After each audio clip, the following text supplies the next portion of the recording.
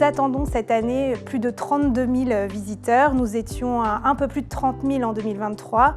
Comme on est déjà à plus 10% d'inscrits par rapport à il y a 2 ans, on espère franchir la barre ou atteindre les 32 000 visiteurs.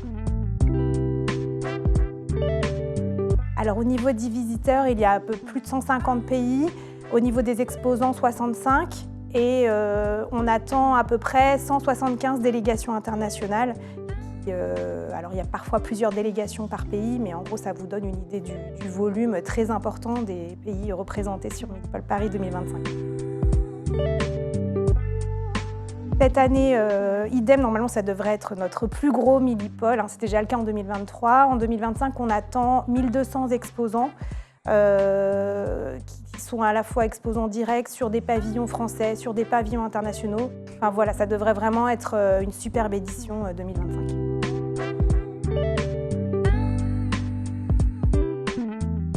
Alors, le grand thème de Milipol 2025, ce sera la sécurité intérieure et l'intelligence artificielle. On a choisi ce thème parce qu'il est incontournable sur toutes les industries au jour d'aujourd'hui, et on voulait vraiment mettre en lumière la façon dont les technologies pouvaient contribuer au développement de la sécurité intérieure, mais aussi on voit que ces technologies amènent également de nouvelles menaces auxquelles il faudra répondre dans le futur. Donc en fait, on voulait traiter les deux aspects. C'est ce qu'on va faire donc toute la semaine en novembre pendant Milipol Paris.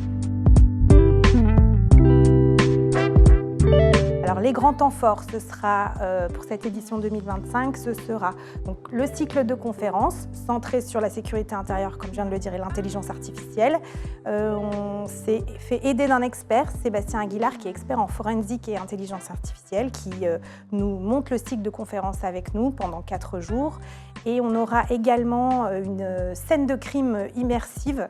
Donc, toujours pour illustrer les formidables progrès en sciences forensiques, les visiteurs pourront vraiment, à l'aide de casques de réalité augmentée, s'immerger dans une zone de scène de crime et faire eux-mêmes leur propre expérience sensorielle le salon.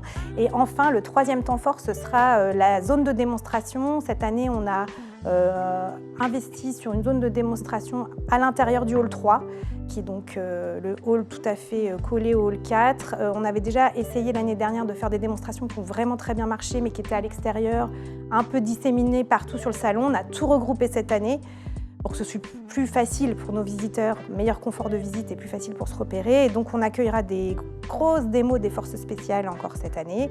Et nos exposants aussi vont nous faire un certain nombre de démonstrations, dont des drones. Enfin voilà, il va se passer beaucoup de choses sur cette scène du hall 3.